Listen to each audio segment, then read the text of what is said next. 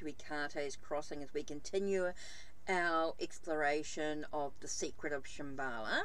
Okay, this is the third book in James Redfield Celestine Prophecy. Okay, so we're up to chapter 8. But what I want to do first, let's just have a look at what the title of chapter 8 is first. The title is The Life Process. Okay, so just take a minute to think about the life process. And what does that actually mean? So using the Siddartha Tarot with Shadow of Light, let's have a look. What message does this chapter have for us? Whoa. Okay.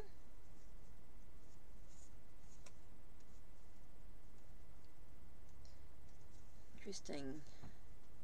We've got Three of Swords. Three of Swords to me is that heartbreak, that sense of overcoming the challenges that our perceptions have for us.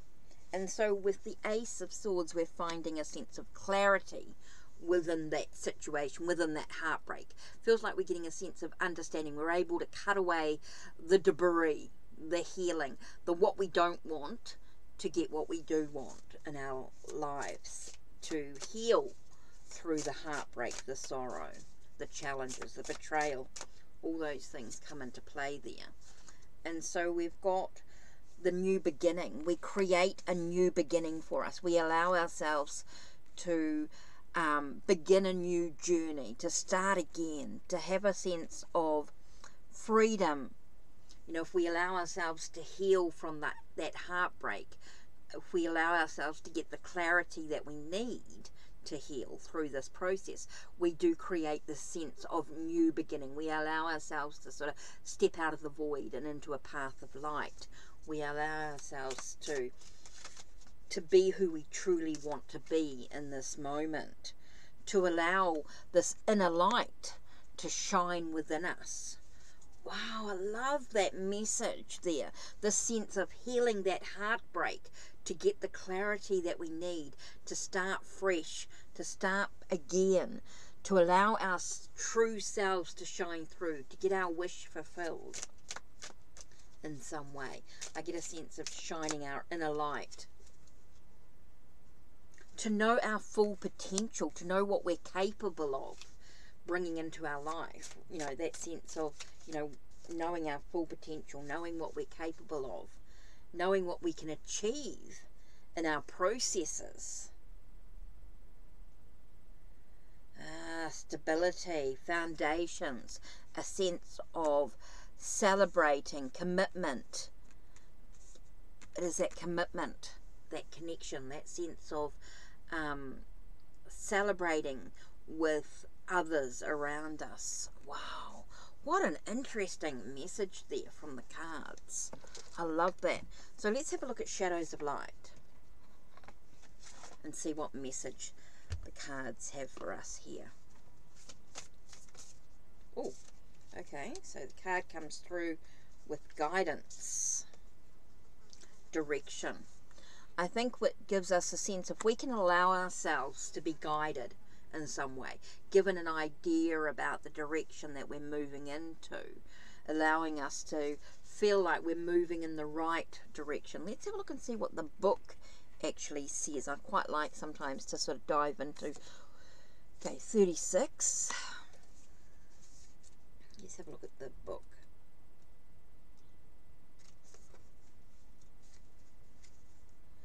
Okay, I ask because I do not have the answers. I listen because I knew that there is so much I need to learn. Show me the way.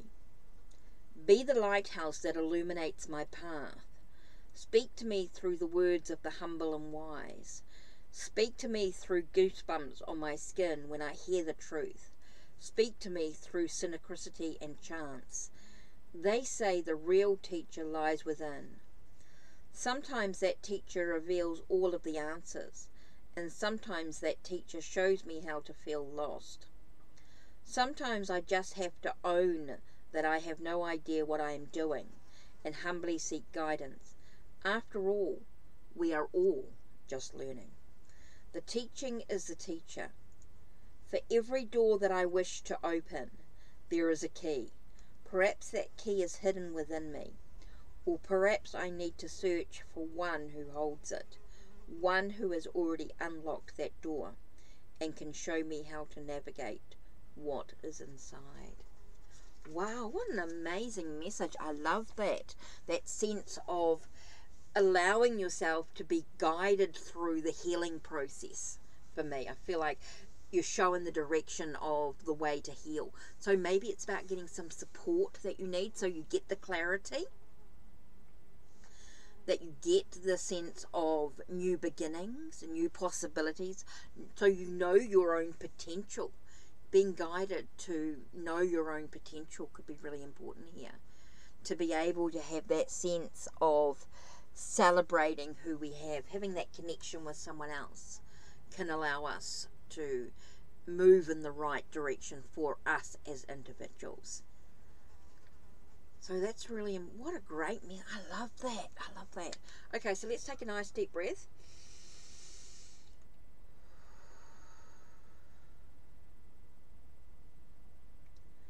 Take a nice deep breath.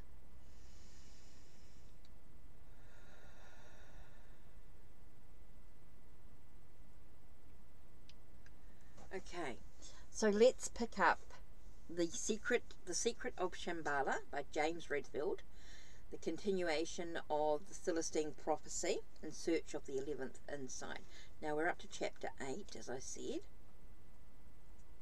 the life process. So let's begin this story. I took a left fork in the walking trail behind Ani and Tashi's house and made my way up through the rocks and trees for almost a mile. Ani had ended our conversation abruptly, saying that she had to make some preparations that she would tell me about later, and I decided to take a walk by myself. As I gazed out on the green foliage, questions filled my mind. Annie had said I needed to see how Shambhala modelled a culture focused on the life process. What did that mean?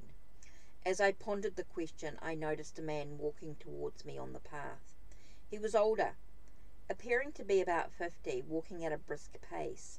When he reached me, his eyes lingered on mine for a moment, and then he walked on by.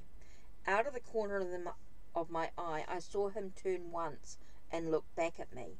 I walked a bit further, irritated that I hadn't stopped and started a conversation. I turned around and headed back in the direction the man had been walking, hoping I could catch up with him. He was just rounding a corner up ahead and moving out of sight. When I got to the corner myself, he had disappeared altogether. I was disappointed, but walked back to Arnie's house without thinking any more about it. She greeted me at the door with some jeans and a shirt. "You'll need these," she said. "Let me guess," I said. "You used your field to create these." She nodded. "You're beginning to understand us." I sat down in a chair and looked at her. I didn't feel as though I understood it all. "Tashi's father has arrived," she said. "Where is he?" I asked. "In with Tashi." She nodded towards the bedroom. "Where did he come from?" "He's been at the temples for a while." I perked up. "Did he just come in?" "Yes, just before you came back." "I think I passed him just now on the path." Annie paused, then said, "I think he is here to prepare us." "For what?" "For the transition. He thinks we are nearing the time when Shambhala will move." I was about to ask her more when I noticed she had looked away, appearing to be deep in thought. "You said you saw Tashi's father on the path," she said. I nodded. "Then the message he is bringing must be important for you, too. We have to be very conscious of the process here." She looked at me expectantly. "You mentioned the life process," I said. "Can you tell me exactly what those in Shambhala understand that to be?" She nodded. Excuse me. "Let's look at the whole picture of how a society can evolve once it begins to raise its level of prayer energy. The first thing that happens is that those who create the technology will begin to make it ever more efficient and automated, so that the robots make more and more of the material goods in the society. This is already occurring in every industry in the elder cultures, and is a positive development despite the fact that it is especially dangerous. It can place too much power in the hands of a few individuals or corporations unless it is decentralized. It also creates job losses, and many people have to adjust how they make a living. What mediates these problems, however, is the fact that as material production is automated toward one of information and service, providing just the right information or just the right time for others, which will necessitate everyone becoming more intuitive and alert and focused on synchronistic perception as a way of life. As spiritual knowledge increases and people become aware of the creative power they can attain with their prayer fields, technology is involved another step. That's when the thought wave amplifiers will be discovered so that individuals can create everything they need mentally. When this happens, the culture will be free to focus completely on spiritual matters, or what we call the life process itself. This is where we are now in Shambhala, and where the rest of human culture is destined to follow. Our whole society is educated to the wider reality of the spirit. At some point, every culture must truly grasp that we are spiritual beings, and that our bodies themselves are only atoms in a particular vibration, a vibration that can be raised as our connection and prayer power increase. Here in Shambhala, we understand that fact, and we also understand that we come down here from the purely spiritual plane to accomplish something. We come here on a mission to bring the whole world into full spiritual awareness, generation by generation, and to do it as consciously as possible. That's why we participate fully in this life process from the very beginning, before birth itself, in fact. She looked at me to see if I understood, then continued. There is always an intuitive relationship. Sorry.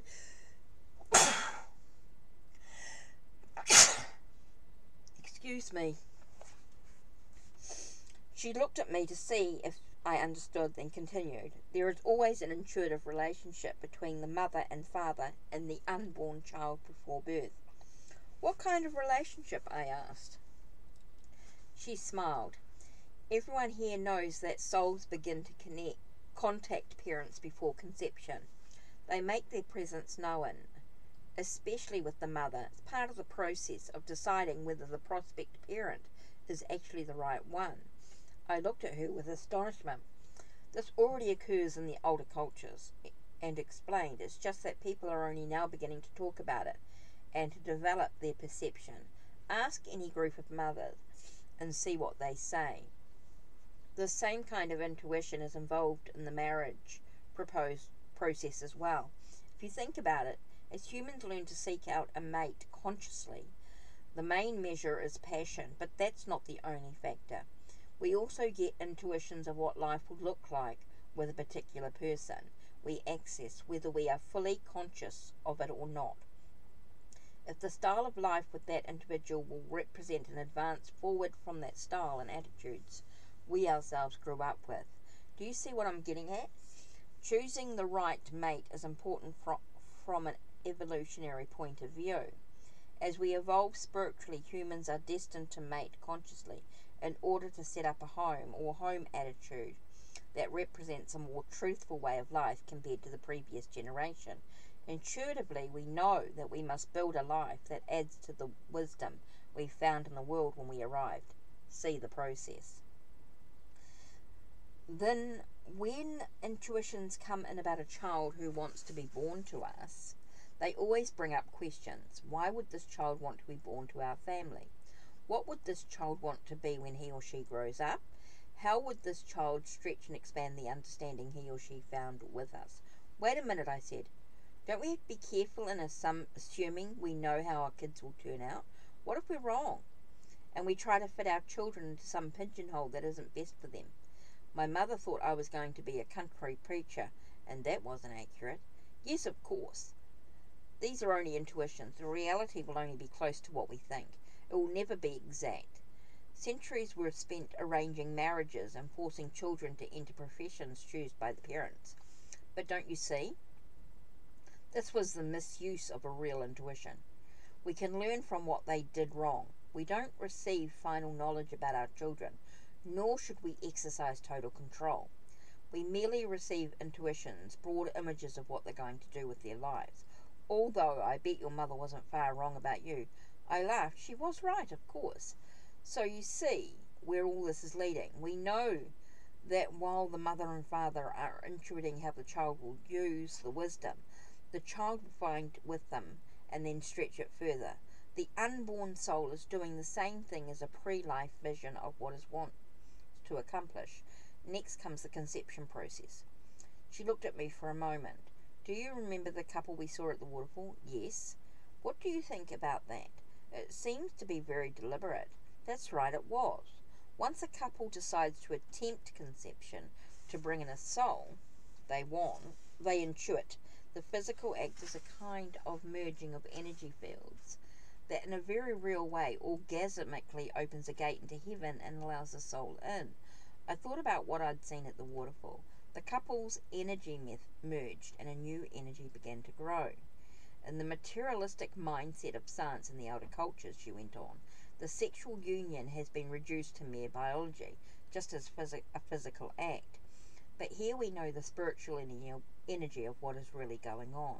The two merged their energy fields into one, and the child was a product of that merger.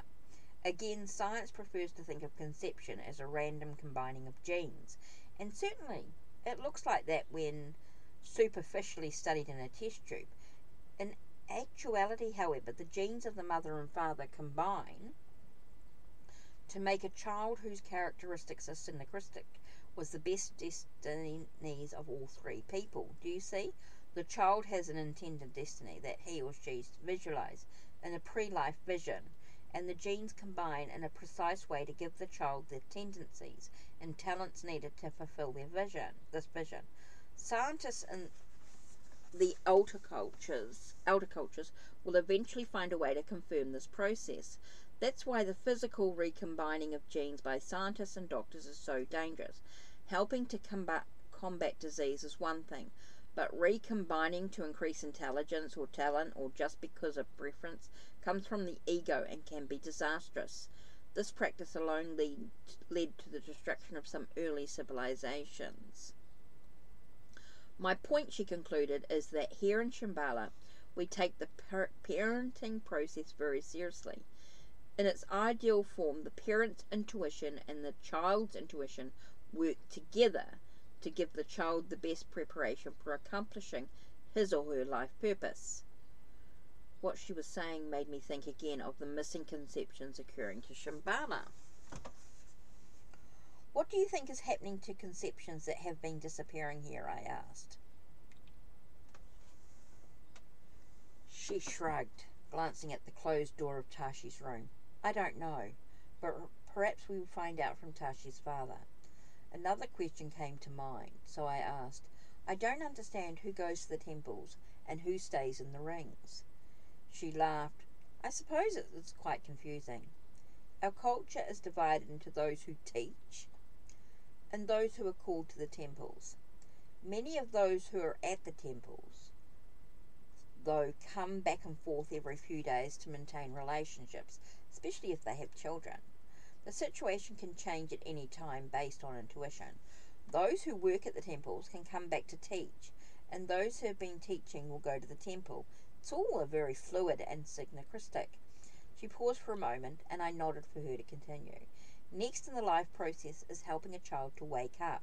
Remember, each of us forgets to some degree why we came, what we intended to do with our lives. So the child must be given the historical circumstances that surround the event of his birth. What's important is to give the child a context for life, so that he knows what has occurred before he arrived and where he fits in. That includes the personal history of his family, back several generations.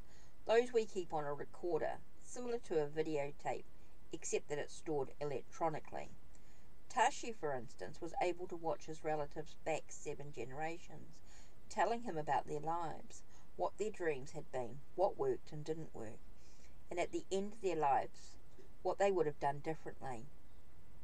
Although this is immensely important information for a youngster to hear from relatives, it helps younger people chart the course of their own lives by learning from the mistakes and building on the wisdom of those who came before. Tashi has learnt much from many of his ancestors, although his favourite relative is still his grandmother.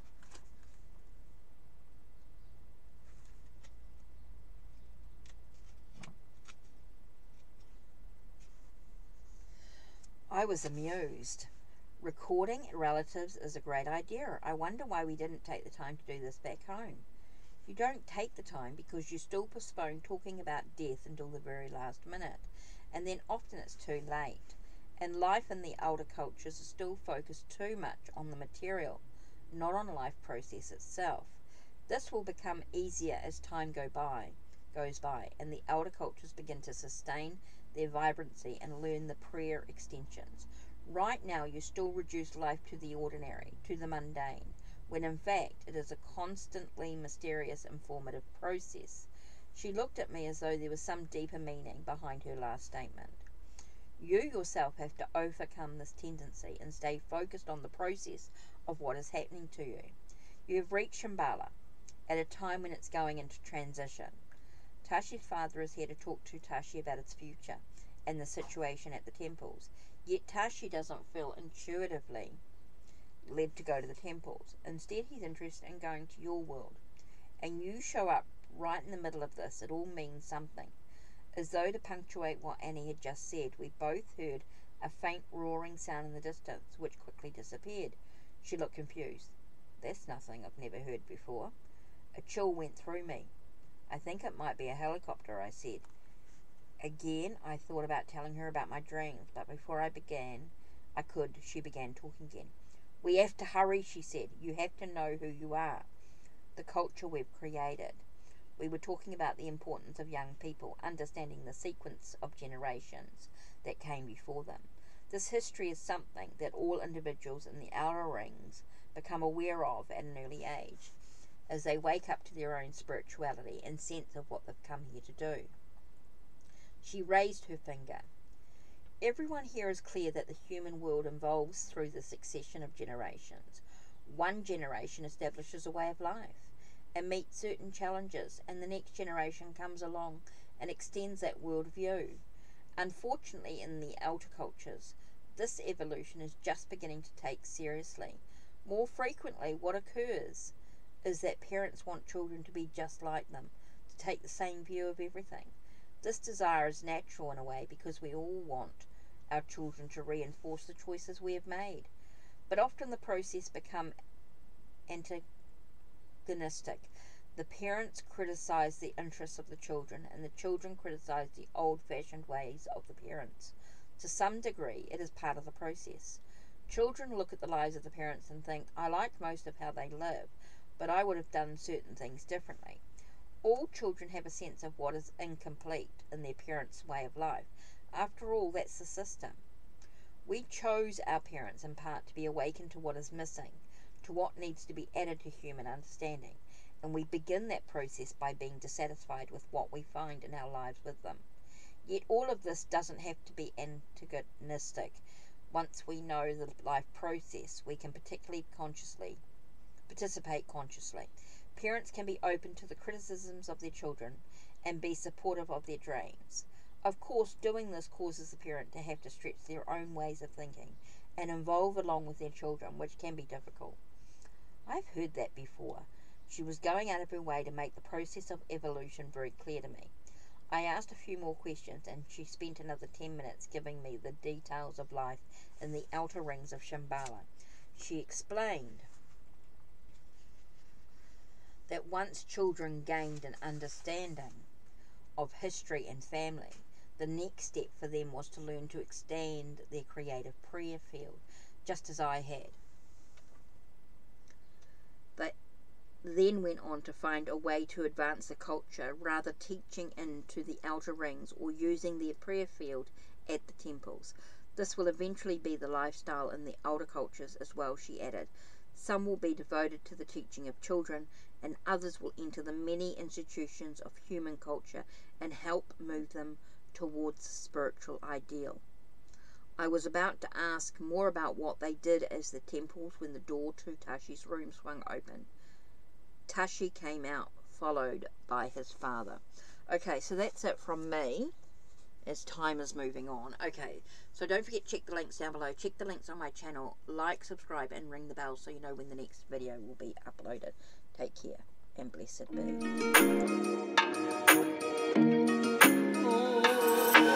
be.